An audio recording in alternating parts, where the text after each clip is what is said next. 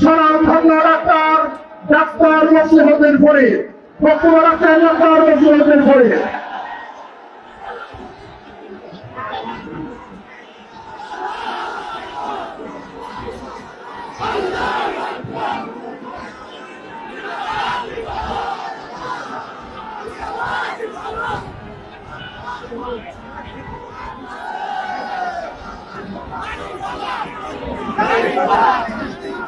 أعوذ بالله من الشيطان الرجيم بسم الله الرحمن الرحيم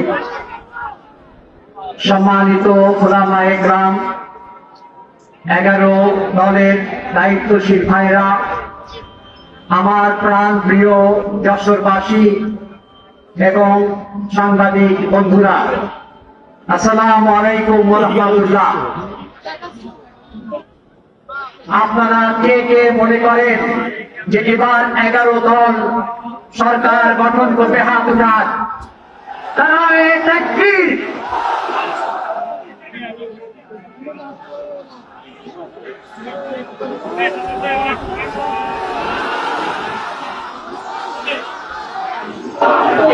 সমস্ত জরিপ দেখা যাচ্ছে আমরা প্রায় 30% উপরে আমরা এগিয়ে আছি।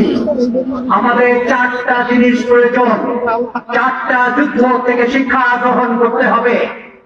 বদরের যুদ্ধে 313 জনের বিরুদ্ধে 1313 জন আমাদের মুসলমান 1000 কাফেরের বিরুদ্ধে জয়ী হয়েছিল আল্লাহ সাহায্য পাওয়ার কারণে।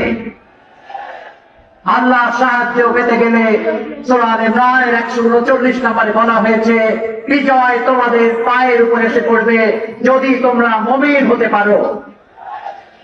সূরা মুমিনুন 23 নম্বর সূরার প্রথমে মুমিনের গুণাবলী দেয়া আছে।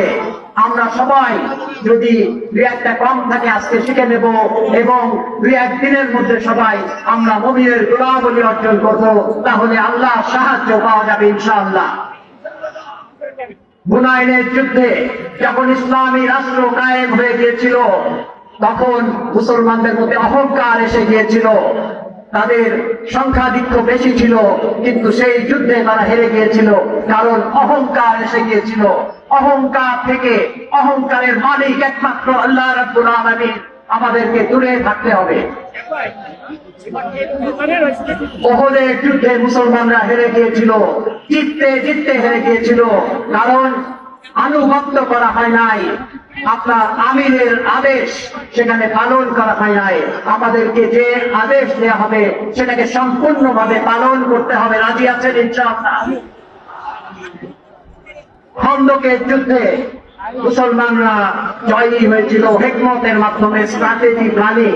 যে প্ল্যানিং আপনাদেরকে দেয়া হবে সেটা পছন্দ না হলেও সংগঠন থেকে যেটা দেয়া হবে সেটাকে পালন করতে হবে ইনশাআল্লাহ।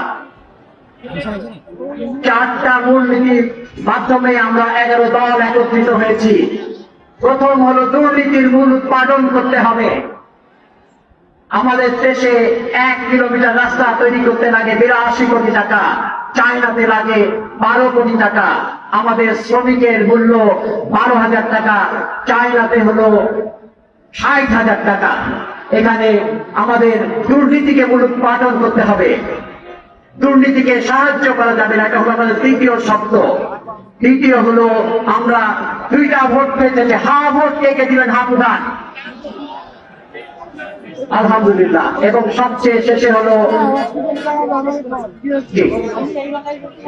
ভাই, সবশেষে আমরা 4টা শিক্ষা দেব, 4টা মূলনীতিকে আমরা স্মরণ করবো। স্বাধীনতা, সার্বভৌমত্বের কোনো কম্প্রোমাইজ নাই এবং আমরা একটা সহিংসতা মুক্ত একটা সমাজ গঠন করতে চাই। হিন্দু, মুসলমান, বৌদ্ধ, খ্রিস্টান, সমস্ত রাজনৈতিক মতাদর্শের লোক সবাই এদেশের নাগরিক, সবাইকে নিয়ে মিলে মিশে আমরা একটা ফুলের বাগানের মতো সবার জন্য ন্যায় এবং ইনসাফ দিয়ে একটা সমাজ আমরা গঠন করতে চাই ইনশাআল্লাহ।